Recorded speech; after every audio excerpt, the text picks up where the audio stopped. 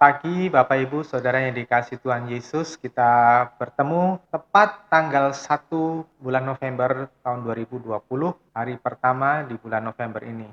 Tidak terasa dalam 2 bulan yang akan datang kita akan merayakan Natal. Tapi Bapak Ibu yang dikasihi Tuhan, dengan kondisi pandemi COVID-19 ini, kita nggak tahu apakah kita masih bisa merayakan Natal seperti tahun-tahun lalu, atau kita tetap seperti saudara-saudara kita Muslim yang Lebaran kemarin harus merayakannya di rumah sendiri-sendiri. Ya, bisa jadi kita seperti itu ya kalau pandemi ini belum mengalami penyurutan atau penurunan. Apapun yang akan terjadi pada bulan-bulan yang akan datang itu seharusnya tidak mempengaruhi hubungan kita dengan Tuhan dan tidak mempengaruhi pertumbuhan rohani kita. Karena firman Tuhan katakan di dalam Lukas pasal 16 ayat yang ke-10, kalau kita setia pada perkara-perkara yang kecil, maka kita akan dipercaya, akan diberikan hal-hal yang besar untuk menjadi tanggung jawab kita. Ya, artinya perkara-perkara kecil itu ya termasuk kehidupan pribadi kita di rumah masing-masing pada saat kita tidak bisa berkumpul karena pandemi ini, tetapi saudara terus membangun diri saudara dan keluarga saudara, suami, istri, dan anak-anak semakin dekat sama Tuhan. Dan disitulah nilai kebenaran saudara, nilai rohani saudara di hadapan Tuhan. Nah, oleh sebab itu saya mau mengajak Bapak Ibu Saudara yang dikasihi Tuhan Yesus, bahwa topik pada khotbah pada hari ini itu berbicara tentang mujizat dan tanda-tanda supranatural bukan tanda untuk orang Kristen dewasa rohani. Ya, mujizat atau tanda-tanda, sign and wonder yang supranatural bukan tanda untuk orang Kristen dewasa rohani. Biasanya kita senang dengan jumlah yang besar atau kuantitas orang yang besar dalam sebuah kumpulan gitu ya, kumpulan raya. Dan kita, apalagi para pemimpin, kalau melihat jemaatnya ada ribuan, bahkan ada puluhan ribu, itu suatu kebanggaan yang besar, satu pride yang besar. Dan biasanya orang akan mengatakan, oh itu adalah sebuah tanda kebangunan rohani. Ya, kita berpikir dengan jumlah besar atau kuantitas yang besar, jemaat itu sudah merupakan tanda kebangunan rohani yang sejati. Tapi benarkah demikian? Bapak Ibu Saudara, seringkali kita mengejar tanda-tanda ajaib dan mujizat, dan kita berpikir bahwa itu adalah tanda perkenanan Tuhan dan tanda kebangunan rohani juga. Ada mujizat kesembuhan misalnya, ada mujizat ekonomi, ada yang bersaksi dari kondisi yang terpuruk, banyak hutang, terus kemudian dengan pertolongan yang luar biasa orang mengalami lonjakan keuntungan dan membuat mereka menjadi orang yang berhasil, orang yang kaya raya. Saudara, ledakan jumlah orang pemercaya, tanda-tanda mujizat, karunia-karunia supranatural, malah memiliki resiko negatif sekunder. Ya, contoh begini ya. Jika kita mengalami ledakan jumlah orang yang luar biasa dalam ibadah, dalam kebangunan rohani, ya, dan ada mujizat atau tanda-tanda, yang paling mudah terdampak adalah tokoh-tokoh ya atau pemimpin-pemimpin. Jika tokoh-tokoh tersebut itu tidak waspada, itu bisa menjadi sombong, bisa menyalahgunakan otoritas, tidak bisa dinasihati, tidak bisa ditegur, tidak bisa diberi masukan, dan bahkan mereka bisa melampaui batas.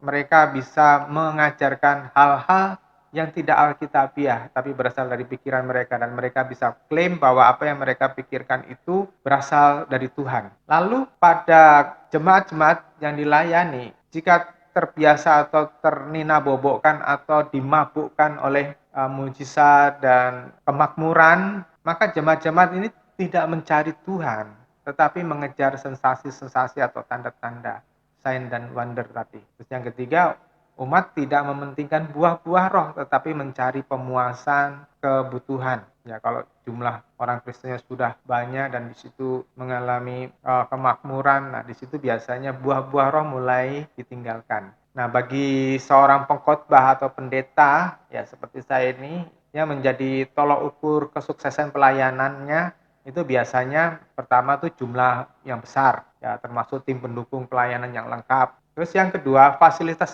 ibadah yang mewah, canggih, modern, dan sensasional, seperti ruangan ibadah itu full AC. Saya pernah menyaksikan satu ibadah yang tempat ibadahnya itu ada dry ice ya, yang seperti kayak ada awan begitu, sehingga kesannya pengkhotbah ataupun pemimpin pujiannya itu sedang berdiri di atas awan. Ada sound system yang canggih begitu, ruangannya penuh dengan peralatan-peralatan yang mewah, yang modern, ada lighting atau pencahayaan yang luar biasa, kelap-kelip, dan kedap suara, dan alat-alat musik yang canggih. Ya, itu impian bagi banyak orang yang melayani Tuhan. Yang ketiga, ada mujizat-mujizat yang menyertai pelayanannya. Ada mujizat kesembuhan, ada manifestasi kuasa supranatural yang tidak lazim. Misalnya, penumpangan tangan orang rebah, terpelanting, ada yang tertawa sendiri, menangis, ada seperti kayak suara gemuruh dan sebagainya. Ya, sepertinya tanda-tanda seperti itu suatu tanda perkenanan atau pengesahan dari Tuhan kepada hamba Tuhan tersebut ya. Terus kemudian tentu akan menarik perhatian banyak orang dan orang mulai datang berbondong-bondong, dan di situ jumlah jemaat atau jumlah pengunjung dalam ibadah itu identik dengan jumlah persembahan yang melimpah. Dan ini bisa mendorong seorang hamba Tuhan itu meraup kekayaan untuk pribadinya sendiri dan bisa lupa diri. Dan itu bisa membangkitkan monster lama, ya, pride. Ada Goliat-Goliat lama yang selama ini terpendam, itu akhirnya muncul dalam kehidupannya. Tidak dipungkiri hal itu adalah tolak ukur yang didambakan oleh seorang pendeta atau penginjil. Nah, kita lihat cuplikan video klip dari beberapa pelayanan yang terekspos dan diviralkan dan membuat decak kagum.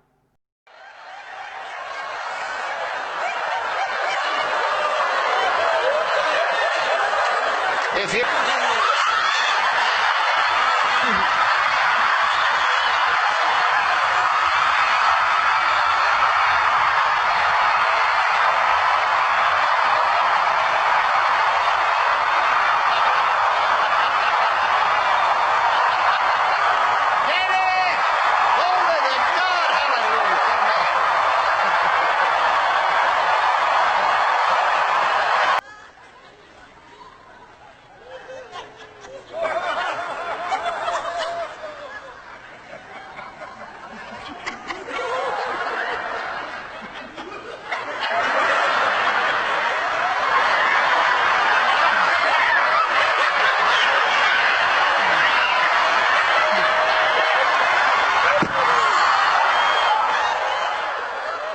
Ya, itu tadi ada beberapa contoh ya yang saya klip buat saudara.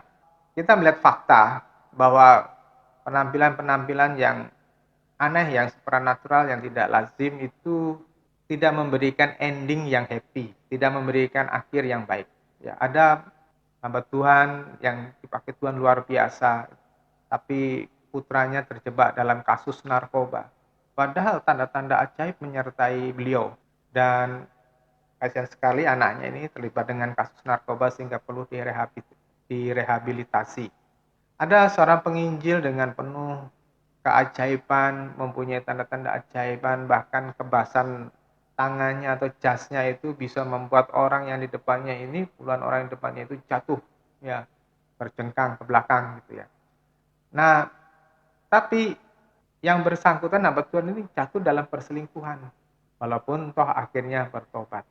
Ada seorang televangelis, yaitu pengkhotbah di televisi yang sukses, mengajar tentang kemakmuran yang fanatik, jatuh dalam suatu skandal yang mengerikan dan menjijikkan, yaitu skandal dengan pelacur, bisa dibayangkan, dan dipenjara karena penggelapan pajak selama 5 tahun. Bagaimana dengan jemaat Kristen pada umumnya pada masa-masa ini? Nah, ini faktanya. Dalam 2 abad terakhir ini umat Kristen digelontor dengan pengajaran tentang kuasa iman, kuasa perkataan iman untuk mendapatkan apa yang kita mimpikan. Kita berdoa, kita menyentuh, kita memegang apa yang kita mimpi-mimpikan. Nah, kita nanti merasa bahwa pasti Tuhan akan memberi jawaban dengan tepat seperti yang kita inginkan. Nah, Gereja-gereja di barat sedemikian dibuat menjadi makmur ya, sehingga sampai memandang Tuhan itu sebagai sapi perahan atau tokoh Sinterklas. Jemaat seperti ini dibuat mandul dalam melahirkan anak-anak rohani, dalam melahirkan buah-buah rohani. Orang-orang Kristen yang berpatokan bahwa semua pikiran atau keinginannya pasti diberikan Tuhan, tentu dengan berbagai alasan, dan biasanya mereka mengambil beberapa ayat sakti dari Alkitab, misalnya Amsal pasal 16 ayat 3 ya. Serahkanlah perbuatanmu kepada Tuhan, maka terlaksanalah segala rencanamu. Atau dari Filipi pasal 4:19, Allahku akan memenuhi segala keperluanmu menurut kekayaannya yang mulia dalam Yesus Kristus. Saudara, kalau kita membaca dan memotong ayat-ayat tadi dan mengambil sepenggal saja, maka sepertinya benar Tuhan itu seperti Sinterklas yang akan membagi-bagikan berkat dengan berkelimpahan kepada kita yang berdoa kepadanya. Apalagi di dalam Matius 7 ayat 7 sampai 11, Tuhan berkata begini, mintalah dan hal itu akan diberikan kepadamu. Carilah dan kamu akan mendapat. Ketuklah dan hal itu akan dibukakan bagimu. Sebab setiap orang yang meminta, ia menerima, dan orang yang mencari akan mendapatkan. Dan bagi ia yang mengetuk akan dibukakan. Atau siapakah dari antara kamu yang jika anaknya meminta roti, akan memberi batu kepada anaknya itu? Atau jika anaknya meminta ikan, ia tidak akan memberikan ular kepada anaknya itu, bukan? Jadi jika kamu yang jahat tahu bagaimana memberi anak-anakmu pemberian-pemberian yang baik, terlebih lagi Bapamu yang di surga, ia akan memberikan yang baik kepada mereka yang meminta kepadanya. Saudara yang dikasih Tuhan Yesus, kalau kita hanya memotong ayat 7 dan ayat 11 saja dengan sebelah mata, ini akan menjadi sangat berbahaya. Karena kita akan berpikir bahwa ketika kita berdoa kepada Tuhan, kepada Bapa di sorga, misalnya saya minta supaya saya menjadi seorang kaya, padahal dia tidak pernah belajar, padahal dia malas sekolah, padahal dia senangnya bangun tidur kesiangan. Lantas di dalam benaknya pasti terbayang Tuhan akan mengirimkan satu karung emas dari sorga jatuh menimpa gentengnya, yang nilainya triliunan tentunya. Kalau 1 gram sekarang ini harganya bisa sampai 1 juta. Kalau dia dapat 50 kilo bisa bisa dibayangin berapa duitnya, ya. Nah, orang berpikir seperti itu kalau dia hanya memenggal sebuah ayat dan tidak melihat firman Tuhan secara keseluruhan. Minggu yang lalu saya mengajarkan tentang jigsaw puzzle. Ada potongan-potongan gambar. Nah, tugas kita itu merangkai supaya kita bisa memiliki satu gambaran yang utuh dari kehendak Bapa. Nah, kalau kita cuma mengambil atau mencomot sebuah potongan yang kecil, kita nggak akan mendapatkan gambaran yang sempurna. Ketika orang Kristen pikirannya hanya tertuju kepada pemuasan keinginannya, ia akan kehilangan rasa tanggung jawab menjaga hidupnya dalam kekudusan Allah dan juga tidak berorientasi melakukan kehendak Bapa. Lalu potensi kejatuhan dalam kubangan dosa itu akan kembali terbuka lebar walaupun yang bersangkutan itu pernah bertobat. Ada seorang gangster yang waktu di penjara dia berubah, dia menjadi baik, bahkan dia ngajarin sesama napi untuk menjadi baik. Terus kemudian karena kelakuannya di penjara itu baik, terus kemudian dia mendapat remisi tahanannya dan dia dipersingkat masa penahanannya. Dan ketika dia bebas, dia kembali lagi kepada kehidupan yang keliru dan akhirnya terlibat dengan kejahatan yang fatal. Nah, saudara yang dikasih Tuhan, padahal saudara ini sudah bersaksi di banyak gereja. Maka saudara benar ketika orang Kristen pikirannya hanya tertuju kepada pemuasan keinginannya dan tidak tertuju kepada kehendak Bapa, tidak tertuju kepada kekudusan Bapa, itu orang akan mudah kembali jatuh kepada kubangan yang lama. Banyak orang yang jatuh ke kubangan yang semula seperti yang dikatakan 2 Petrus pasal 2 ayat yang ke-22, sekalipun mereka pernah disembuhkan dari penyakit yang mematikan, sekalipun mereka pernah dilayani pelepasan, sekalipun mereka pernah bangkit dari keterpurukan ekonomi, dari kebangkrutan dan menjadi sukses saat ini, atau mereka yang pernah dilayani inner healing atau kesembuhan luka-luka batin. Tapi kenyataannya banyak yang tidak bertahan lama dan jatuh kembali ke kubangan dosa atau setidaknya memakan muntahannya kembali. Ya, memakan apa yang dulu sudah dibuang kembali dia nikmati dalam kehidupannya sehari-hari. Dalam Kisah pasal 4 diberitakan tentang berbagai tanda mujizat, dan saya yakin ini merupakan peragaan yang masif di awal gereja mula-mula, sehingga dikatakan di situ setiap hari Tuhan menambahkan jumlah orang-orang percaya. Saya bisa mengerti kenapa Tuhan memperagakan mujizat sedemikian. Kenapa? Karena gereja pada waktu itu adalah gereja yang masih mula-mula, gereja yang bayi, gereja yang membutuhkan tanda-tanda yang seperti itu untuk supaya orang bisa mengerti bahwa Yesus itu bukan hanya sekedar seorang penjahat yang disalib oleh Pontius Pilatus, gubernur Romawi yang ada di Yehuda pada waktu itu, tetapi orang harus sadar bahwa yang disembah oleh orang Kristen, yang diberitakan oleh para rasul adalah benar-benar Tuhan, adalah benar-benar firman Tuhan yang menjelma menjadi manusia dan mempunyai misi untuk menyelamatkan bagi mereka yang mau percaya dan bagi mereka yang mau diajar oleh firman Tuhan. Nah, dalam pertumbuhan gereja, dimulai dengan masa aniaya mulai tahun 54 sesudah Masehi, pernyataan-pernyataan mujizat bukan lagi berita yang ditonjolkan. Kalau saudara bisa melihat tulisan-tulisan Paulus, Petrus, Yakobus, dan lain-lainnya, di situ surat-surat kiriman itu tidak menunjukkan tentang penekanan mujizat. Hanya di awal-awal kisah para rasul itu kita menemukan ada banyak tanda-tanda mujizat, ada tanda-tanda keajaiban. Seperti yang saya jelaskan tadi, itu untuk menarik orang mengenal Tuhan Yesus, ya, untuk menarik orang dari kegelapan menuju kepada terang. Tetapi sejak para rasul berkeliling ke seluruh dunia untuk memberitakan tahun rahmat Tuhan, maka mujizat-mujizat itu tidak harus menjadi berita utama dalam pelayanan mereka. Dan juga tanda-tanda atau karunia-karunia roh juga bukan sebuah topik utama. Kecuali 1 Korintus pasal 12 sampai pasal 14 itu Paulus mengupas sedikit tentang karunia-karunia, terutama karunia berbahasa roh. Nah, kalau saudara membaca semua Alkitab secara keseluruhan, kita melihat bahwa porsi tentang karunia dan tanda-tanda mujizat itu kecil sekali. Sebaliknya para rasul menekankan betapa pentingnya memiliki integritas ilahi bagi setiap pengikut Tuhan.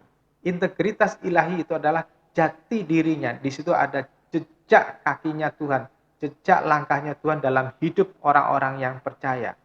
Jika seorang Kristen tidak memiliki integritas ilahi, tidak memiliki jati dirinya Tuhan dalam hidupnya, maka kekristenannya itu kekristenan yang mati, kata firman Tuhan. Di dalam Yakobus pasal yang kedua, iman tanpa perbuatan itu pada hakikatnya mati. Tanda-tanda dan mujizat selalu menarik buat orang-orang yang belum percaya. Salah satu tanda orang percaya yang dijanjikan Tuhan dalam Markus 16 adalah berbicara dalam bahasa lain. Dan orang Pentakosta atau karismatik saat ini menyebutnya bahasa roh atau bahasa lidah atau glossolalia dalam bahasa Yunaninya. Namun apa kata Paulus di dalam 1 Korintus 14 ayat 22? Jadi bahasa-bahasa lidah adalah tanda bukan untuk orang yang percaya, tetapi untuk orang yang tidak percaya. Sedangkan bernubuat adalah tanda bukan untuk orang yang tidak percaya, tetapi untuk orang yang percaya. Saudara yang dikasih Tuhan, orang yang berbahasa lidah atau sesuatu bahasa yang tidak lazim didengar oleh orang untuk menunjukkan kepada orang-orang yang belum percaya bahwa Tuhan Yesus itu adalah Tuhan yang dapat memberikan orang yang biasa-biasa itu dapat berbicara bahasa-bahasa lain. Ya, ada beberapa jenis bahasa lidah, ada bahasa lidah atau bahasa roh yang memang tidak memiliki pola atau bentuk kata yang ada di dunia ini. Paulus mengatakan itu bahasa malaikat, ya.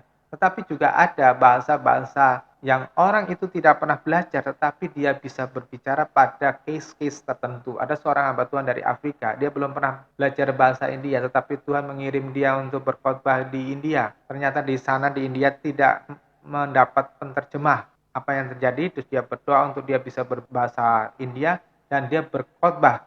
Dia berkhotbah dengan suatu bahasa yang dia tidak pernah belajar, dan bahasa itu adalah bahasa India, dan banyak orang bisa mengerti khotbahnya. Tapi saudara yang dikasih Tuhan itu bukan tanda bahwa orang itu ataupun kondisi gereja tersebut itu gereja yang diperkenan Tuhan. Juga termasuk tentang kemampuan senayang atau medium, ya. Orang-orang bisa berhubungan dengan dunia roh atau indigo, kemampuan melihat roh-roh, penglihatan-penglihatan supranatural. Dalam Kolose pasal 2 ayat 18 Tuhan berbicara, "Janganlah kamu biarkan kemenanganmu digagalkan oleh orang yang berpura-pura merendahkan diri dan beribadah kepada malaikat, serta berkanjang pada penglihatan-penglihatan dan tanpa alasan membesar-besarkan diri oleh pikirannya yang duniawi." Ada satu kata yang saya garis bawahi ialah serta berkanjang kepada penglihatan-penglihatan. Penglihatan baik, ya, penglihatan perlu, tetapi itu bukan menjadi tolok ukur, menjadi standar keimaman seseorang dan standar iman seseorang. Tidak, bukan. Kenapa? Karena penglihatan-penglihatan itu hanya, kalau itu berasal dari Tuhan, itu hanya pelengkap. Sedangkan yang paling utama adalah firman Tuhan yang tertulis. Daya tarik lainnya adalah pemenuhan kebutuhan hidup dengan mujizat dan keajaiban-keajaiban ekonomi melalui doa. Misalnya mujizat kesembuhan ilahi bila ditekankan, membuat banyak orang Kristen menyepelekan tanggung jawab menjaga makanan atau ritme makanan atau keteraturan makan. Karena orang dicekokin atau didoktrin tentang apa saja yang didoakan itu akan dikabulkan, termasuk kesembuhan mujizat. Sehingga banyak orang mempunyai cara makan yang sembrono. Misalnya tidak makan teratur, makan yang melampaui porsi, berlebihan, tidak melihat usia, tidak melihat genetis. Akibatnya orang kelebihan zat gula, akhirnya kena gula darah, kelebihan lemak, akhirnya kena stroke, terus mahnya rusak, menjadi lambung yang bocor. Termasuk juga orang-orang yang minum minuman keras sehingga merusak ginjal, hati, mengakibatkan kanker hati, orang-orang yang menghirup rokok ya sehingga menyebabkan kanker paru-paru dan sebagainya. Orang berpikir, kalau saya merokok nanti saya bisa berdoa, saya bisa sembuh dari kanker paru-paru.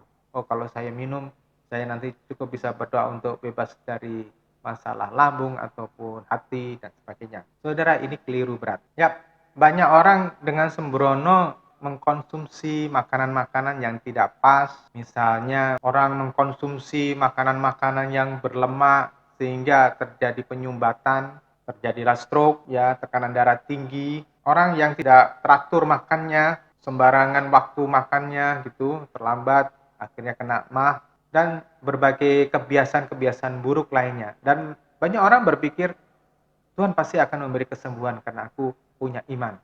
Saudara, ini iman yang konyol.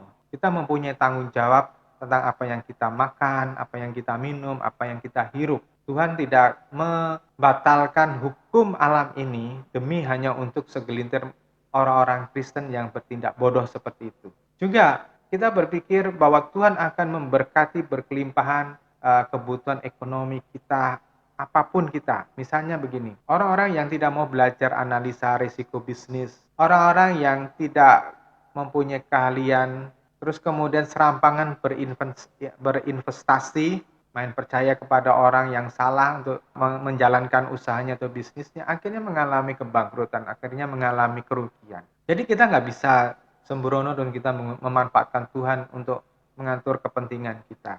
Jadi apa yang sebetulnya menjadi standarnya Tuhan untuk menilai seorang ini benar-benar berkenan di hadapannya atau benar-benar sudah mengalami kebangunan rohani yang sejati? Sebelum pertanyaan ini kita lanjutin ya, lebih lanjut saya mau membahas tentang alasan Paulus mengajarkan supaya tidak berkanjang kepada penglihatan dan supaya tidak menekankan bahasa roh di muka umum ya. Saya harus berterus terang bahwa kecenderungan hati manusia yang berbeda dari orang pada umumnya yang memiliki kemampuan lebih dari lainnya adalah orang-orang tersebut biasanya itu mudah terbesit kesombongan walaupun tipis, walaupun tidak ketara, tapi ada rasa bangga diri ketika merasa diri lebih atau diberkati lebih, merasa lebih daripada yang lainnya. Biasanya mulai sulit untuk diatur oleh pimpinan gereja, pendetanya gitu. Maunya itu mengatur orang lain, bahkan mudah jatuh menghakimi orang lain. Jadi Bapak Ibu Saudara yang dikasih Tuhan Yesus, karunia-karunia yang memiliki kelebihan daripada yang lainnya itu belum tentu berdampak positif kepada orang yang mendapatkannya. Jadi saya tidak menyarankan pada saudara untuk mengejar yang seperti itu. Nah, sebaliknya saya mengajarkan kepada saudara bahwa keteladanan rohani, kehidupan yang kudus, kehidupan yang suci adalah hal yang sangat penting dalam hidup seorang Kristen, dalam hidup seorang anak-anak Tuhan. Keteladanan akan lahir jika kita hidup dari firman Tuhan. Ya, saya ulangi, keteladanan adalah hal yang sangat penting, sangat esensial, ya. Dan keteladanan itu akan lahir jika kita hidup dalam firman. Saya percaya mengacu kepada Roma 12 ayat 1 dan 2 ya, bahwa hidupmu itu adalah ibadah yang sejati. Dan ayat 2 menekankan tentang perubahan. Janganlah kamu menjadi serupa dengan dunia ini, tetapi berubahlah oleh pembaruan budimu. Jadi jangan sama seperti orang-orang dunia. Jadi kalau Alkitab mengatakan kepada kita, jangan menjadi serupa dengan dunia, maka kita pun harus berbeda. Cara kita berpikir, kita harus berbeda. Kita nggak mau cari untung kita sendiri, sukses sendiri, sementara orang lain kita injek-injek. Enggak, itu cara hidup kita. Kita harus berani berkata jujur. Walaupun itu misalnya saudara dagang, ya saudara nggak perlu harus tipu sana tipu sini kepada customer saudara, pada konsumen saudara. Saudara ngomong apa adanya. Kalau Tuhan itu memang menghendaki saudara sampai ke puncak, pasti saudara juga akan mendapat untung yang besar tanpa harus menipu, tanpa harus korupsi, ya, tanpa harus saudara nilep uang negara atau nilep orang uang teman saudara. Saudara tidak perlu harus menggelapkan uang teman saudara, ya. Saudara nggak perlu menipu orang lain dengan tidak membayar hutang saudara. Kalau Tuhan mempercayakan perkara-perkara yang kecil dan saudara setia, Tuhan pasti juga akan mempercayakan perkara yang besar. Tapi dimulai dari perubahan dulu hati kita, tidak sama dengan dunia ini. Dalam Matius pasal 5 ayat yang ke-20, Tuhan menegaskan kepada kita bahwa kehidupan kita itu harus berbeda dengan standar moral orang-orang beragama pada umumnya. Kalau Roma pasal 12 itu standar umum dan standar dunia, terlepas apakah orang beragama tidak, kita harus berbeda. Kita harus tinggalkan cara dunia. Di Matius 5 ayat 20, bahkan standar moral orang beragama sekalipun itu masih dipandang rendah oleh Tuhan dan kita harus melampauinya. Nah, kalau Tuhan berkata demikian, jika hidup keagamaanmu tidak lebih daripada ahli-ahli Taurat dan orang-orang Farisi, ya, maka kamu tidak bisa masuk di dalam kerajaan surga. Saudara yang dikasih Tuhan, kalau Tuhan berkata demikian, maka kita harus benar-benar serius menanggapinya, serius memperhatikannya. Di dalam Yakobus pasal 2 ayat 14, apa gunanya punya iman tanpa perbuatan? Nggak ada gunanya, saudara. Nggak ada manfaatnya, saudara mengatakan saya percaya kepada Yesus, tapi hidupmu bertolak belakang dari yang diajarkan oleh Tuhan Yesus, itu sia-sia hidupmu. Itu sia-sia imanmu. Maka di dalam ayat 17, Yakobus pasal 2 tadi, iman tanpa perbuatan itu mati. Ya, iman tanpa perbuatan itu kosong. Nggak ada gunanya. Maka perkenanan Tuhan pada seseorang itu didasarkan pada penurutan kepada firman Tuhan. Bukan kepada yang nampak dalam diri kita, yang dilihat oleh orang lain. Penurutan di dalam firman Tuhan itu berbicara tentang dua aspek, yaitu yang ada di dalam maupun yang keluar. Dalam Yohanes 14 ayat 23-24, orang yang mencintai Tuhan itu adalah orang yang melakukan kehendak Tuhan. Orang yang mengadopsi firman Tuhan. Jawab Yesus, jika seorang mengasihi aku, ia akan menuruti firman-Ku dan Bapa-Ku akan mengasihi dia dan kami akan datang kepadanya dan diam bersama-sama dengan dia. Barang siapa tidak mengasihi aku, ia tidak menuruti firman-Ku dan firman yang kamu dengar itu bukanlah daripadaku, melainkan dari Bapa yang mengutus aku. Bapak Ibu yang dikasihi Tuhan Yesus, ini standar perkenanan Tuhan. Jika seorang mengasihi aku, ia akan menuruti firman-Ku dan Bapa-Ku akan mengasihi dia. Saudara bisa bayangin, kalau Bapa mengasihi seseorang, pasti Bapa memberikan yang terbaik dalam hidupnya. Nah, keteladanan ini harus dipancarkan. Kehidupan ilahi ini harus dipancarkan. Integritas ilahi dalam diri kita itu harus dipancarkan melalui gaya hidup kita, cara berpikir kita, dan melalui isi hati kita. Dan ini akan berdampak kepada orang-orang yang terdekat sekitar kita, terutama di dalam keluarga. Nah, keteladanan di dalam keluarga itu adalah perkara yang sangat sensitif di masyarakat yang agamis di sekitar kita. Maksudnya begini, Bapak Ibu Saudara yang dikasih Tuhan, kalau perilaku istri, perilaku suami, perilaku anak-anak kita itu tidak mencerminkan firman Tuhan yang kita hidupi, yang kita percayai, maka itu akan mempengaruhi animo atau pandangan masyarakat di sekitarnya tentang Tuhan kita. Ya, maka penting sekali keluarga kita ini diajar, dibentuk sesuai dengan kehendak Tuhan sehingga tidak mempermalukan Tuhan. Kegagalan kita adalah kita tidak cukup mengajar keluarga kita masing-masing hidup di dalam kekudusan yang dikehendaki Allah. Boro-boro mengajarkan kekudusan, kadang-kadang yang bersangkutan sendiri, kepala rumah tangga sendiri, hidupnya kacau balau, bagaimana dia bisa memberi contoh yang baik kepada anak dan istrinya. Nah, saudara yang dikasih Tuhan, kita, para suami, para bapak-bapak ini mempunyai tanggung jawab yang besar untuk mendidik keluarga dan untuk mengajar keluarga ke arah yang dikehendaki Tuhan. Jadi saudara, apa hubungannya antara Matius pasal 7 ayat 7 dan Filipi pasal 4:19 tentang berkat dari doa-doa yang kita panjatkan kepada Tuhan, tentang pengkabulan doa, dibanding dengan Lukas pasal 14 ayat 33 tentang penyerahan segala sesuatu untuk menjadi syarat mengikut Yesus, dan Matius pasal 16 ayat 24 sampai 25 tentang menyangkal diri dan memikul salib. Mengapa di satu sisi Tuhan sepertinya memberi jaminan pengabulan doa, tetapi di sisi lainnya disuruh meninggalkan semuanya? Jawabannya adalah, satu, cari dahulu kerajaan Allah. Di dalam Matius pasal 6 ayat 31-33, karena itu janganlah kamu khawatir dengan berkata apa yang akan kami makan, atau apa yang akan kami minum, atau apa yang akan kami pakai. Sebab bangsa-bangsa lain mencari-cari semua ini, dan Bapa surgawimu tahu bahwa kamu membutuhkan semuanya ini. Ayat 33 yang penting yang seringkali saya ajarkan kepada saudara. Akan tetapi carilah dahulu kerajaan dan kebenarannya, dan semuanya itu akan ditambahkan kepadamu.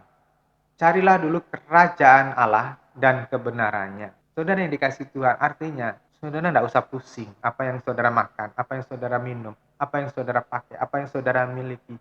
Tetapi paling penting adalah kerajaan Bapa itu yang dinomor satukan, dipikirkan oleh kita. Mujizat dan tanda-tanda adalah salah satu cara Tuhan untuk menarik perhatian manusia, untuk menyadarkan bahwa Tuhan adalah Allah yang sejati. Tadi saya sudah katakan di depan.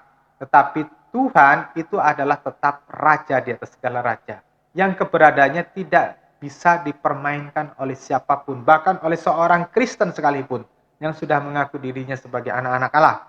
Di dalam Galatia pasal 6 ayat 7, Tuhan berkata bahwa Allah sekali-sekali tidak mau dipermainkan. Allah sekali-sekali tidak mau dianggap sepele. Beliau tidak memandang muka dalam menghakimi orang. Itu dinyatakan di dalam 1 Petrus pasal 1 ayat 17. Ya, dalam penghakiman ini tidak peduli apakah saya ini seperti ini, ya sebagai seorang pendeta pengkhotbah itu terus kemudian mendapat fasilitas khusus di hadapan Tuhan, dan sementara saudara jemaat biasa itu memiliki ranking yang kedua. Enggak, saudara, sama, baik pengkhotbah, baik pendeta, baik hamba Tuhan, aktivis gereja maupun jemaat biasa di hadapan Tuhan nilainya sama. Ya, itu sebab Tuhan berkata tidak memandang muka.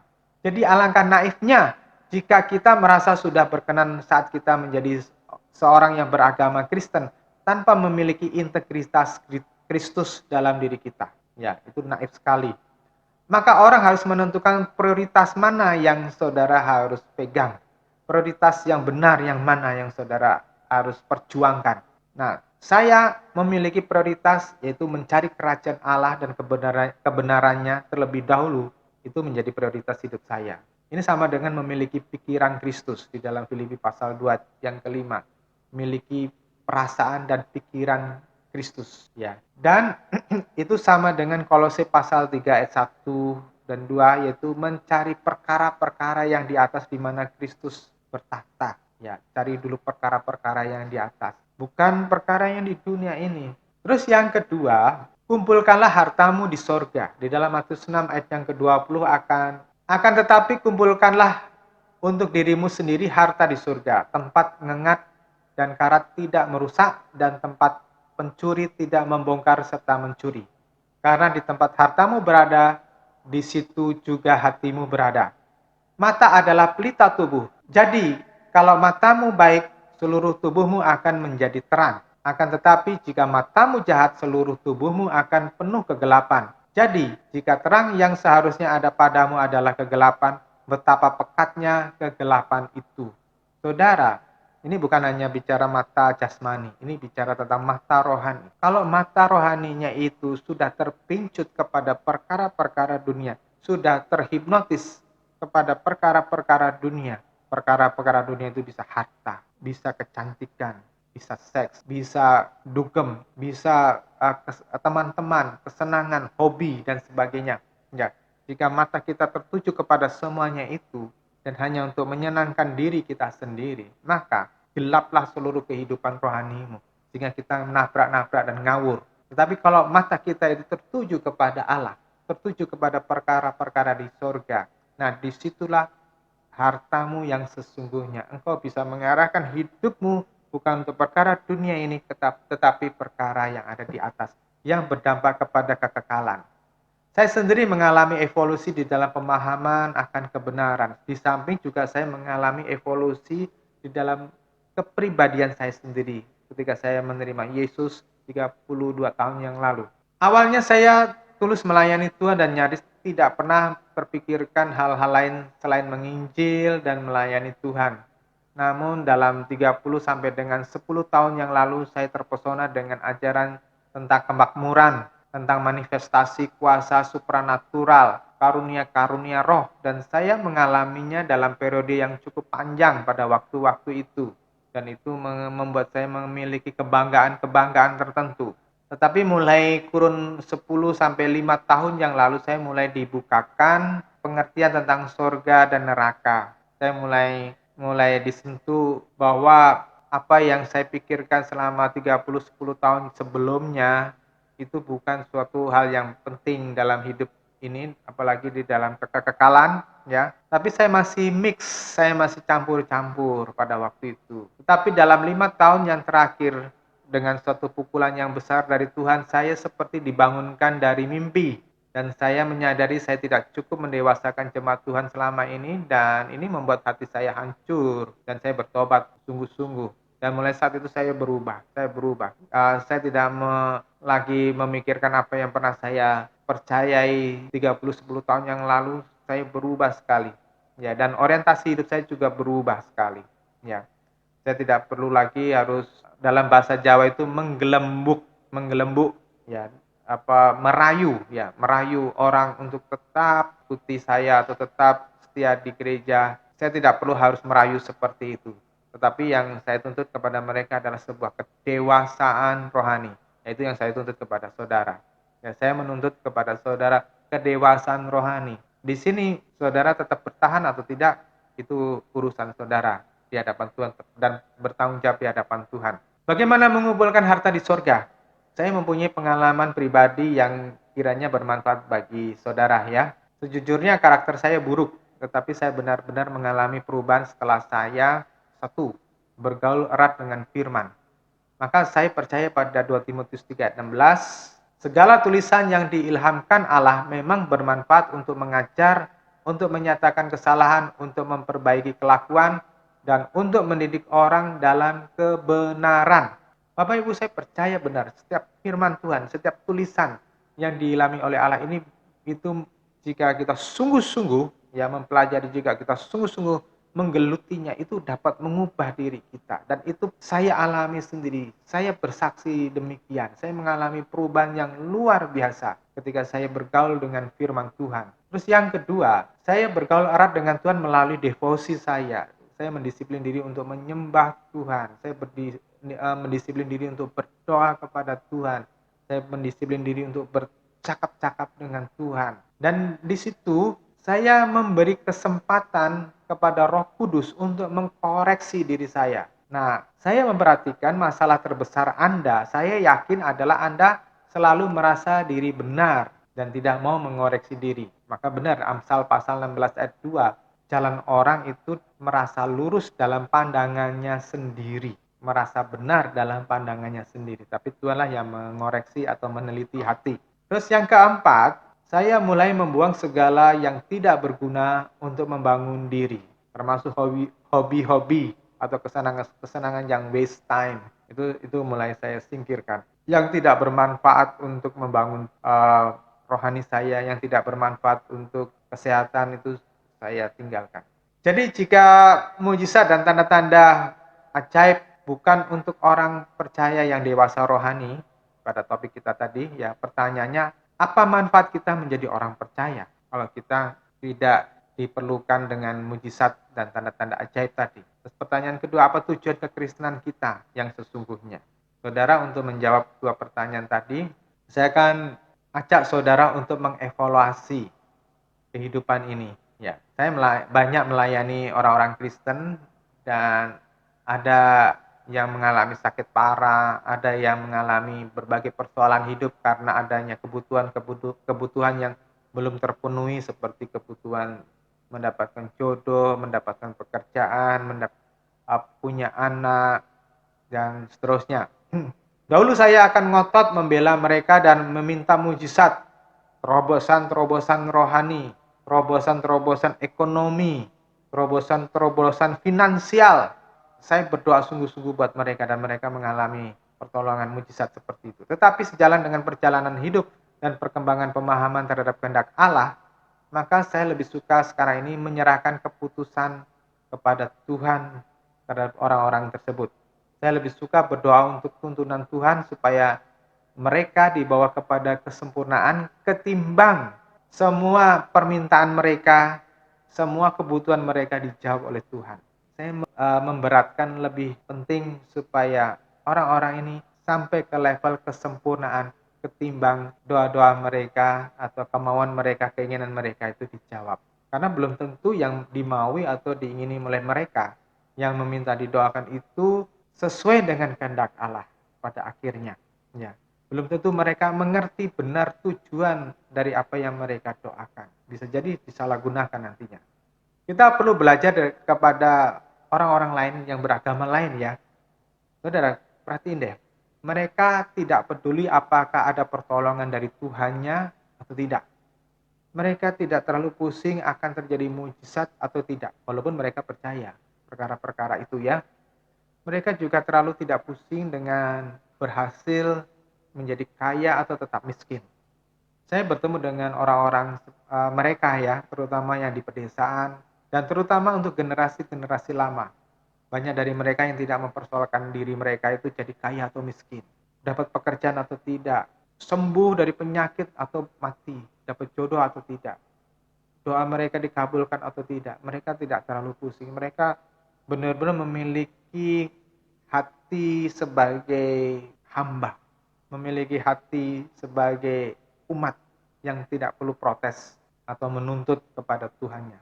Saudara yang dikasih Tuhan, sifat seperti itu sebetulnya diajarkan oleh Tuhan Yesus. Tetapi orang-orang Kristen pada masa sekarang ini, karena mereka dicekoki, karena mereka disuapin terus dengan ajaran-ajaran yang hanya menitik beratkan kepada kemakmuran, kepada pengkabulan doa tanpa mengerti kehendak Bapa, maka banyak orang-orang Kristen menjadi lemah imannya, banyak orang-orang Kristen menjadi bayi-bayi rohani terus. Nah coba, pernahkah Anda berpikir bahwa Anda itu sebetulnya orang yang sangat beruntung? Kenapa? Karena telah diberi kesempatan pertama menerima kasih anugerah Tuhan. Coba kalau saudara itu hidup di pedalaman Amazon yang tidak pernah mendengar Injil, hidup di pedalaman Timur Tengah, di padang gurun Timur Tengah, yang tidak pernah mendengarkan Injil. Saudara hanya mendengarkan ajaran-ajaran agama lain. Saudara yang dikasih Tuhan, kecil kemungkinan saudara itu akan bertemu dengan Tuhan Yesus dan bertemu dengan Injil. Jika saudara sejak dari kecil dididik untuk anti Injil. Ya. Nah, kalau saudara pernah menikmati kesempatan mengerti Injil, mengerti Tuhan Yesus, itu sebetulnya adalah kesempatan emas, ya. Nah, kalau saudara mendapat kesempatan emas dari Tuhan, pernahkah Anda merasa berhutang budi pada Tuhan? Nah, saya mau ajak saudara berpikir begini ya. Pernah nggak Anda merasa berhutang budi kepada orang yang pernah membantu Anda saat Anda kepepet, ya kepepet masalah keuangan, kepepet masalah tempat tinggal dan sebagainya. Saya pikir hanya orang yang tebal muka, ya, yang tidak punya rasa terima kasih dan rasa berhutang budi kepada orang yang telah membantu Anda. Ada orang-orang yang seperti itu, ditolong tapi malah ngemplang, ya ditolong tapi malah mengkhianati. Itu banyak orang-orang yang ditumpangi terus kemudian malah merugikan, malah meninggalkan, malah tidak peduli. Itu banyak orang-orang yang pernah diberi pertolongan keuangan terus kemudian setelah jaya mereka tidak mau memandang muka orang yang menolong, itu banyak gitu ya. Tetapi saudara yang dikasih Tuhan, kalau saudara adalah orang yang berbudi, saudara memiliki hati nurani yang benar, maka saudara akan ingat orang-orang yang pernah menolong saudara. Walaupun itu hanya sesuap nasi, walaupun itu hanya sepiring nasi, walaupun itu hanya semangkok bakso sekalipun, itu pasti ingat. Ya, dan saya mengingat orang-orang yang dalam sejarah hidup saya pernah menolong saya sampai hari ini, dan mereka menjadi topik-topik doa saya. Itu yang saya lakukan. Nah, saudara yang dikasih Tuhan, nah ini saya mau ajak kepada saudara untuk berpikir bahwa saudara itu berhutang kepada Tuhan. Jadi, tujuan panggilan kita itu menjadi saksi Kristus dengan memiliki cara hidup dan karakter seperti Kristus. Nah, kalau saudara mengaku bahwa saudara itu pengikut Kristus, maka saya mau ajak saudara belajar dari 1 Petrus pasal 2 ayat 21. Sebab untuk itulah kamu dipanggil, karena Kristus pun telah menderita untuk kamu dan telah meninggalkan teladan bagimu supaya kamu mengikuti jejaknya. Perhatikan baik-baik. 1 Petrus pasal 2 ayat 21 itu firman Tuhan katakan supaya kamu mengikuti jejaknya. Apa yang Tuhan sudah lakukan dalam 3,5 tahun memberikan teladan kepada para rasul, dan para rasul itu mengajarkan kepada murid-muridnya generasi pertama, dan murid-murid generasi pertama mengajarkan kepada generasi kedua, dan seterusnya sampai ke kita. Cara hidup itulah yang diajarkan oleh Tuhan, dan saudara diingini oleh Tuhan untuk mengikuti jejaknya. Jadi di sini jelas sekali berbeda. Tuhan memanggil kita bukan hanya untuk sekedar menjadi orang kaya, bukan hanya sekedar menjadi orang makmur, bukan sekedar menjadi orang yang berjabatan tinggi, orang yang mengalami mujizat-mujizat. Ya, bukan hanya itu.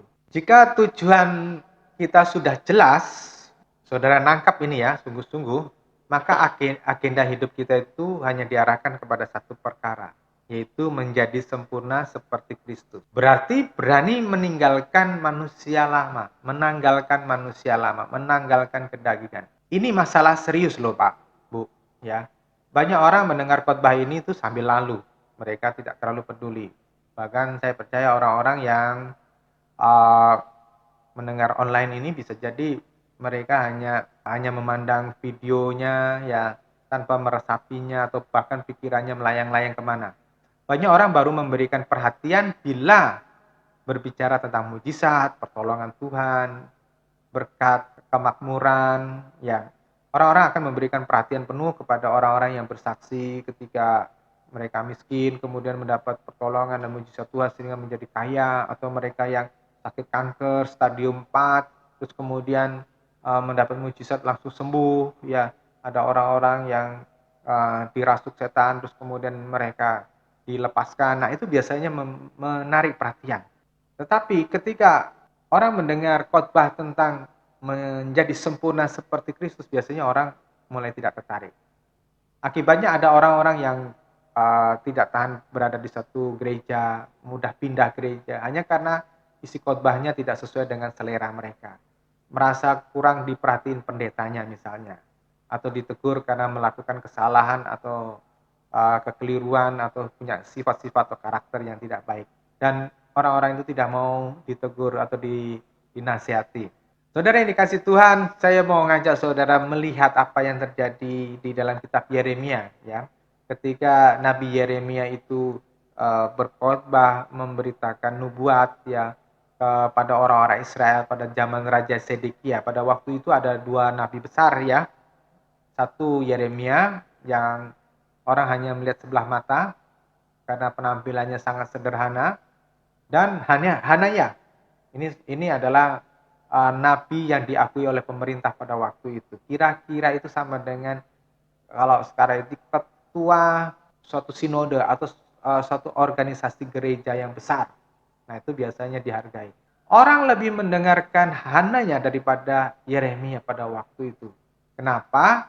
Karena apa yang dibawakan Hanaya itu lebih masuk akal dalam pikiran orang-orang Yehuda pada waktu itu dan lebih menyenangkan telinga orang pada waktu itu. Mereka berpikir tidak akan ada penaklukan Babel, tidak ada serangan dari Babel. Tuhan akan melindungi seperti zaman Yosafat atau zaman Hizkia. Mereka berpikir bahwa mereka akan dibela oleh Tuhan. Nah, saudara, kenyataan dalam sejarah itu berbicara lain, ya kan? Banyak orang Kristen mau mendengar khotbah jika pengkhotbahnya adalah pengkhotbah favorit atau yang terkenal orang-orang yang sudah viral di mana-mana. Soal bobot kebenaran yang disampaikan itu bisa nomor 2, tidak penting bagi banyak orang Kristen yang. Nah, saran saya perhatikan isi berita yang dibawakan, bukan orangnya, bukan pengkhotbahnya, bukan gaya khotbahnya. Misalnya ada orang-orang yang senang, wah saya senang dengerin khotbah Bapak yang satu ini karena pintar melawak. Karena berita yang disampaikan itu atau khotbah yang disampaikan itu berkat mujizat yang mengenakkan telinga. Saudara yang dikasih Tuhan, sekalipun berita firman yang dibagikan oleh seorang pengkhotbah itu menyakitkan telinga saudara, tetapi jika itu Alkitab, ya terus telan saja. Ya, walaupun telinga saudara sakit, terus telan saja, terus dengarkan. Kita ini sukanya mendengar berita-berita yang sensasional. Misalnya ya, penglihatan tentang neraka dan surga itu penting ya. Saudara baca-baca itu sudah supaya saudara punya wawasan. Ya, ada pewayangan khusus misalnya tentang kedatangan Tuhan itu biasanya viral, itu bisa disebarkan ke sana kemari gitu. Tapi saudara yang dikasih Tuhan, pernah nggak Bapak Ibu menyebarkan berita yang seperti yang saya bagikan saat ini? Supaya orang hidup seperti Yesus. Mungkin tidak menarik. Masa orang zaman sekarang menjadi Kristen itu diajak untuk menderita seperti Yesus? Ya, kan aneh. Kita bisa menikmati kekayaan, kita bisa menikmati semua fasilitas dunia ini, kita bisa menikmati jalan-jalan ke seluruh dunia. Ngapain kita berpikir seperti Yesus? Ya. Nah, kalau orang-orang berpikir seperti itu, berita Tuhan itu akhirnya disepelekan. Saudara yang dikasih Tuhan, saya mau mengajak kepada saudara, perhatikan apa yang dikehendaki Tuhan, bukan yang sensasi-sensasi. Hanya sedikit orang yang mengakhiri pertandingan ini dengan baik. Hanya sedikit orang yang tetap melanjutkan hidupnya di dalam kekudusan. Selebihnya orang kembali kepada muntahan. Maka Bapak Ibu Saudara yang dikasih Tuhan, hal-hal yang tadi saya sebutkan itu, hal-hal yang ajaib, hal yang aneh-aneh, yang supranatural itu belum tentu mengubah orang menjadi karakter Yesus. Saya tetap melihat bahwa orang-orang tersebut tetap berjiwa sensitif, ya mudah tersinggung, mudah sakit hati, bahkan melakukan dosa-dosa tertentu, walaupun berbahasa roh, walaupun mendapat penglihatan, walaupun mengalami mujizat, walaupun diberkati berlimpah-limpah. Tentu ini paradoks dengan apa yang gencar diberitakan Tuhan pada masa ini. Saya percaya di waktu sisa ini, ya, kebutuhan kita yang sesungguhnya adalah perubahan, yaitu berubah menjadi seperti Kristus. Ini bicara soal kemauan saudara. Mau atau tidak mau. Saya katakan ini kebutuhan yang mendesak untuk saudara partiin. Mengapa? Karena tarikan dunia ini demikian kuat. Di dalam 2 Timotius pasal 3 ayat 1 sampai 9 itu kondisi mental manusia di akhir zaman loh. Dan saya melihat begitu hancurnya nilai rohani banyak orang, termasuk orang Kristen sekalipun. Nilai-nilai rohaninya itu sudah seperti di Mazmur pasal 74 tuh, bahwa musuh itu sudah menajiskan sampai ke tanah. Karena terkontaminasi dengan kehidupan modern yang tidak mementingkan Tuhan. Bayangkanlah, hiburan melimpah, teknologi demikian canggih. Saudara mau pencet channel apa di televisi, saudara kalau yang punya Indovision atau lainnya itu saudara tinggal mau pilih, ada 40, ada 100 channel. Saudara mau nonton 24 jam juga bisa, 24 jam sehari. mau pilih apa saja yang menyenangkan mata dan mau memuaskan keangkuhan hidup, itu semuanya tersedia. Maka saya mau cuplik 5 ayat saja dari 2 Timotius pasal yang ketiga tadi, ya ayat 1 sampai 5 saya cuplik aja. Ketahuilah bahwa pada hari-hari terakhir akan datang masa yang sukar. Saudara, masa sukar itu bukan berarti kayak perang dunia kedua dulu ya. Orang makan susah, orang mencari pakaian susah sampai orang harus membuat pakaian dari bekas karung. Ya, itu bukan maksudnya itu, tapi di sini masa yang sukar itu adalah masa orang sukar untuk mengikuti teladan Kristus. Ya. Yang kedua, manusia akan mencintai dirinya sendiri dan menjadi hamba uang. Mereka akan membual dan menyombongkan diri, mereka akan menjadi pemfitnah, mereka akan berontak terhadap orang tua dan tidak tahu berterima kasih, tidak mempedulikan agama. Ya, manusia menjadi egois, mencintai dirinya sendiri, tidak peduli orang lain mau susah, mau hidup, mau menderita, tidak peduli, yang penting dirinya happy. Ini orang yang berorientasi pada dirinya sendiri. Mereka suka membual, suka pamer, suka menyombongkan ya apa yang ada pada mereka, milik mereka, kemampuan mereka. Mereka suka umbar, suka agung-agungkan. Ya. Mereka yang menjadi pemfitnah, suka ngomongin orang, suka ngebully orang, suka hoax. Ya. Suka memfitnah itu membicarakan sesuatu yang tidak benar tentang seseorang. Ya, banyak saya mendengar di berbagai gereja, banyak jemaat yang membicarakan pendetanya gitu, menjelek-jelekan pendetanya. Saudara, yang dikasih Tuhan Yesus itu suatu nilai yang enggak benar di hadapan Tuhan itu. Itu pendeta mau jungkir balik, mau jengking, mau gimana, itu urusan dia dengan Tuhan. Kita enggak perlu membicarakannya. Ya. Sebetulnya kita tugasnya adalah berdoa untuk mereka supaya mereka diselamatkan. Saya ketemu dengan banyak orang yang, maksud saya punya teman-teman pendeta yang hidupnya nggak benar, hidupnya ngaco begitu. Tapi saya nggak ada kebencian dalam diri mereka, saya doakan mereka gitu ya. Mereka akan berontak terhadap orang tua, termasuk kepada orang tua rohani, suka ngelawan gitu dan tidak tahu berterima kasih. Udah ditolong, sudah diperjuangkan misalnya, tidak tahu terima kasih, bahkan menusuk dari belakang. Itu banyak terjadi pada orang-orang yang tidak mengenal kasih Tuhan, ya, tidak mempedulikan agama. Artinya tidak mau dididik sesuai dengan firman Tuhan. Ayat yang ketiga, tidak tahu mengasihi, tidak mau berdamai, suka menjelekkan orang, tidak dapat mengekang diri, garang, tidak suka yang baik. Ini ciri-ciri banyak orang Kristen yang kasar, yang hidupnya ngaco, yang hidupnya penuh dengan kepahitan, sakit hati, melawan satu dengan yang lainnya, memendam kebencian, kemarahan dalam diri sendiri dan tidak mau membereskannya. Ya. 4. Suka mengkhianat, tidak berpikir panjang, berlagak tahu, lebih menuruti hawa nafsu daripada menuruti firman Tuhan. Banyak orang mengkhianati perkawinannya. Banyak orang mengkhianati pasangannya atau pacarnya. Dari dulu saya mengajarkan, jika engkau berani berpacaran, berani menyatakan cinta kepada seorang gadis atau seorang wanita, saudara bertanggung jawab sejak masih dalam masa pacaran sekalipun. Ya, tentu pacaran yang memiliki batas-batas norma yang benar ya. Itu tetap harus diajarkan, tidak boleh berkhianat, tidak boleh masih main seleweng sana seleweng sini walaupun masih taraf itu belum pernikahan yang resmi. Saya tidak pernah mengizinkan atau merestui seorang yang walaupun masa pacaran itu terus kemudian selingkuh, terus kemudian punya pacar yang lainnya lagi, ataupun pindah kepada pacar yang lainnya yang lebih menguntungkan misalnya. Itu suatu ketidaksetiaan. Kalau di masa pacaran saja sudah tidak setia, bagaimana dengan masa menikah nanti? 5. Secara lahiriah mereka menjalankan ibadah mereka, tetapi pada hakikatnya mereka memungkiri kekuatannya. Jauhilah mereka itu. Banyak orang-orang hanya pelamis bibir saja. Sepertinya hanya bermuka ganda, munafik. Ya, di depan kelihatannya orang rohani, tetapi di belakangnya ngaco. Saudara yang dikasih Tuhan, firman Tuhan katakan jauhilah mereka itu. Jangan berkawan. Jangan bergaul dengan orang-orang seperti itu, karena mereka seperti benalu dan mereka seperti ragi yang akan mengkamiri. Nasihat saya, kembali kepada Matius pasal 16 ayat 24, menyangkal diri dan memikul salib. Itu adalah destiny kita, itu adalah tujuan kita, itu adalah takdir kita.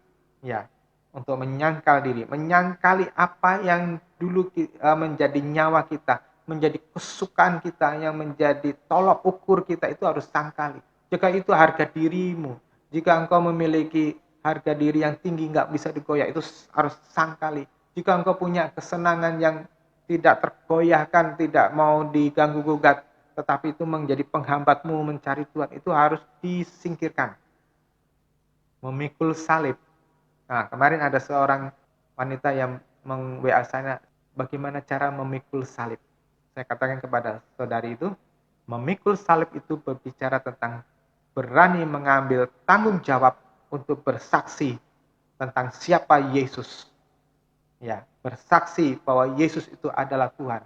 Nah, bagaimana kita bersaksi? Bagaimana kita menyatakan kebenaran itu? Dengan cara hidup kita yang kudus, yang berkenan kepada Tuhan. Kita bisa ngomong yang tinggi-tinggi, kalau hidup kita ngaco, apa gunanya? Nggak akan mungkin. Ya, membuat orang itu bisa melihat nilai positif dari Tuhan Yesus. Saya bertemu dengan banyak orang yang tidak mau melakukan hal yang seperti itu dan tidak mau dinasihati. Dan saya pikir orang-orang tersebut itu seperti kayak Firaun, itu hatinya sudah mengeras. Saya melihat ada banyak orang tidak mau diubahkan sekalipun oleh firman Tuhan yang sudah keras sekalipun. Kenapa? Karena hatinya sudah mengeras. Saudara yang dikasih Tuhan, kalau hari ini ada di antara saudara yang melihat tayangan ini dan saudara adalah orang-orang yang keras hati, saya berawas-awas kepada saudara, bisa jadi hidupmu tinggal seujung kuku. Bisa jadi iblis sedang bersiap-siap untuk menyantapmu. Oleh sebab itu saya mengingatkan kepada saudara, rendahkan hatimu di bawah tangan Tuhan. Ya, biarkan Roh Kudus mengubah dirimu. Jadi lembutkan hatimu, jangan keraskan hatimu. Di dalam Lukas pasal 14 ayat 33, melepaskan segala sesuatu demi Tuhan. Ya, demi Tuhan. Saya tidak katakan bahwa saudara tidak boleh berjuang karier saudara untuk mencapai satu jabatan tertentu. Bukan berarti bahwa saudara tidak boleh bekerja keras, menghasilkan laba yang tinggi, mencapai tingkat tertentu ya. Kalau saudara bisa menjadi seperti seorang Bill Gates yang multimilioner, nilai kekayaannya sangat besar, tidak masalah. Tetapi uang yang multimilioner tadi untuk apa? Hanya untuk dirinya sendiri, untuk memuaskan dirinya? Tidak. Tetapi semuanya itu adalah milik Tuhan dan saudara harus mengerti itu. Jika memang kita pandang mujizat atau tanda-tanda itu diperlukan kita, maka Tuhan akan berikan kok. Tanpa kita harus mengejar ya sampai termehek-mehek ya. Kita bisa minta seperlunya. Tapi bukan menjadi standar hidup kita. Tidak perlu jadi standar pemuasan diri kita. Jika itu nanti akhirnya bisa menjadi perangkap masuk di dalam kesombongan rohani. Ya, walaupun tidak ketara. Nah, Bapak Ibu yang dikasih Tuhan Yesus. Jadi dari khotbah saya hari ini menyimpulkan apa? Mujizat, tanda-tanda ajaib memang diberikan oleh Tuhan. Tapi lebih penting daripada itu adalah kejarlah Roh Kudus. Kejarlah buah-buah Roh Kudus itu dihasilkan dalam hidupmu. Itu lebih penting di hadapan Tuhan dari semua hal-hal yang spektakuler. Kiranya Tuhan memberkati dan menuntun saudara untuk melalui hidup ini sehingga berkenan kepada Tuhan.